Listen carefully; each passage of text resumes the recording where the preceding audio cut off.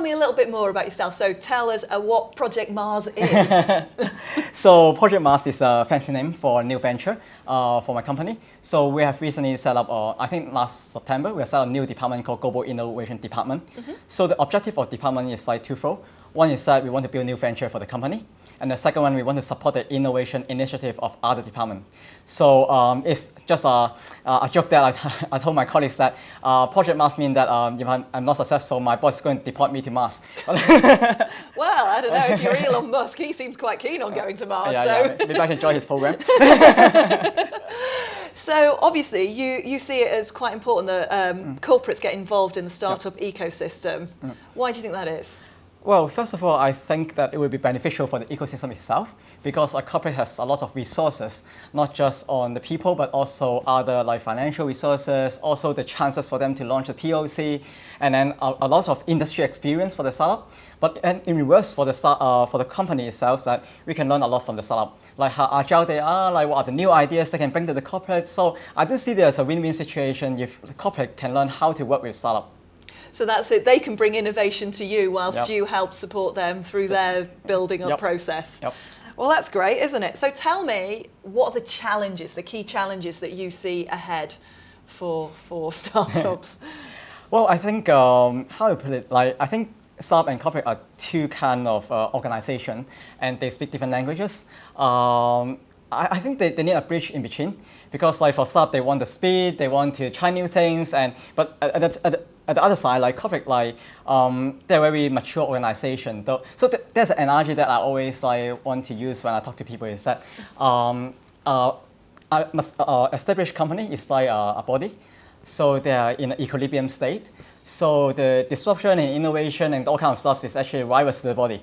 So if you jump in, and the body will start to fight. But what innovation team like our role is that we are like the vaccine.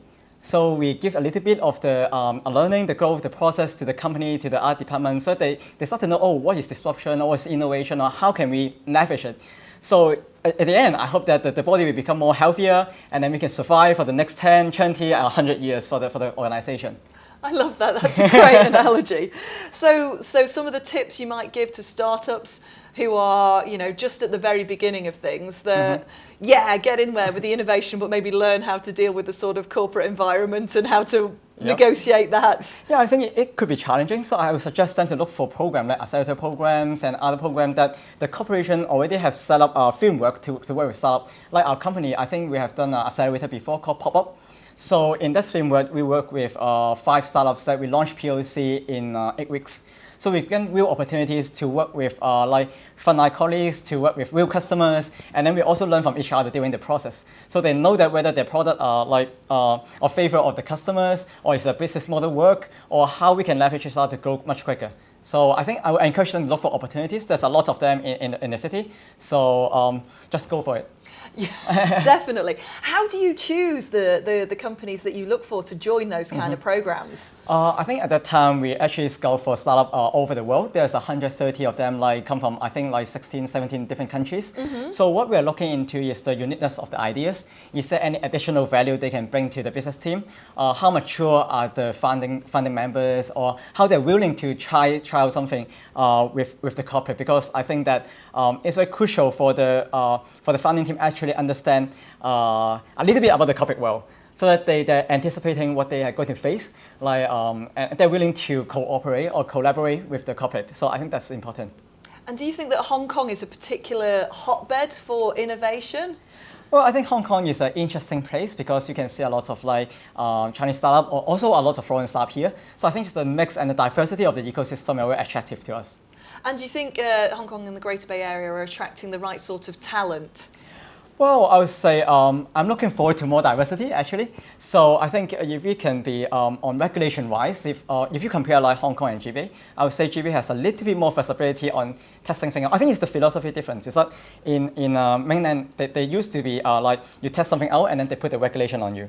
But in Hong Kong, sometimes it feels like that they have the regulation and then you try to find ways to work around it, and then you launch something new and then they amend the regulations. So I do see there's a benefit of both kind of models, but I would like to see a little bit more flexibility on the Hong Kong side, and I think they would benefit the whole ecosystem a lot.